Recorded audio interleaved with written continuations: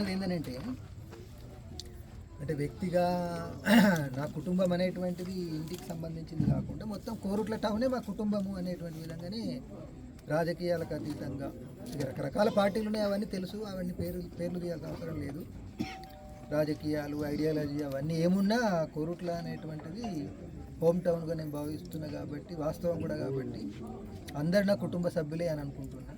అదే దృష్టితోటి అందరి దగ్గర అప్రోచ్ అయిపోయి అందరినీ ఫ్రెండ్లీ రిలేషన్స్ తోటే వ్యవహరించాలనేటువంటిది, అంతే తప్ప మళ్ళీ తిరిగి ఇక్కడికి వచ్చేసి ఈ వచ్చిన మరుక్షణమే రాజకీయాలకు, వివాదాలకు కావించే విధంగా మాట్లాడడం ఉచితమైనది కాదు. అది సందర్భాన్ని బట్టి కూడా మీరు అడగడము, నేను మాట్లాడడం ఉండాలి.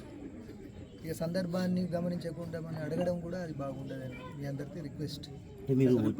అది ఉంటుంది, ఇక మనిషి సహజం కదా, నైజం కదా.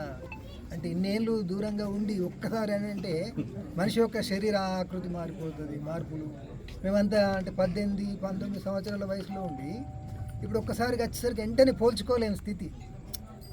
అయితే నేను తమ్ముడు గంగాధర్ వచ్చినప్పుడు, అంజన్న వచ్చినప్పుడు చెప్పిన అందరినీ గుర్తు చేసినట్టు, అంటే పాత స్నేహితుల్ని, ఏబీవీపీ మిత్రులైనటువంటి భాస్కర్, శివకుమార్, వాళ్ళందరినీ కూడా, నాకు పరిచయం ఉన్నటువంటి టీచర్లను, అంటే నేను ఈ స్థాయికి ఎదిగినానంటే మా కానిక్ బట్టి టీచర్ నుంచి మొదలు పెట్టుకొని కాలేజ్ లెక్చరర్ల దాకా, ఉదాహరణకు అంజన్నకు చుట్టమైనటువంటి దుబాయ్ సార్, ఇట్లా చాలామంది పేరున గుర్తు చేసినట్టు.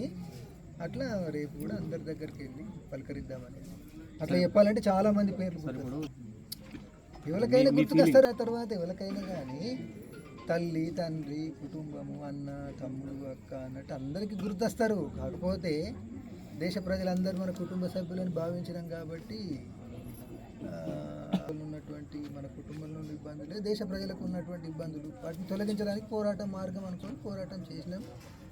ఇప్పుడు కూడా ప్రజల సమస్యల కోసం.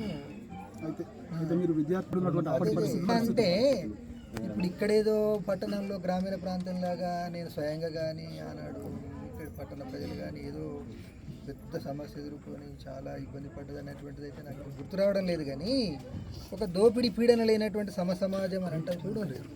కాలేజీ విద్యార్థులుగా అప్పుడు మాకు గొప్ప ప్రేరణ ఏంటంటే సమాజంలో అందరూ సమానంగా ఉండాలి, కుల మతాలకు అతీతంగా, ఆర్థిక అంతరాలు లేని, సామాజిక అంతరాలు లేని సమాజం ఉండాలనేటువంటిది ఒక గొప్ప ప్రేరణ.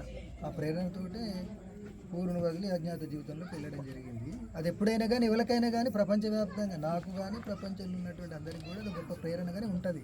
అప్పటి పరిస్థితులు పనిచేసినాయి. ఇప్పటికి కూడా వేరే రూపం లోపల, అంటే ఆర్థిక సామాజిక అంతరాలు లేనటువంటి మనుషుల మధ్య కుల మత అంతరాలు, ఆ మత ప్రాతిపదికన, కుల ప్రాతిపదికన, ప్రాంతాల ప్రాతిపదికన అంతరాలు ఉండకూడదు అనేది అప్పుడు, ఇప్పుడు, రేపు నేనున్నా నా తర్వాత తరానికైనా అది గొప్ప ప్రేరణ ఉంటుంది అనేదే నా అభిప్రాయం, నా విశ్వాసం.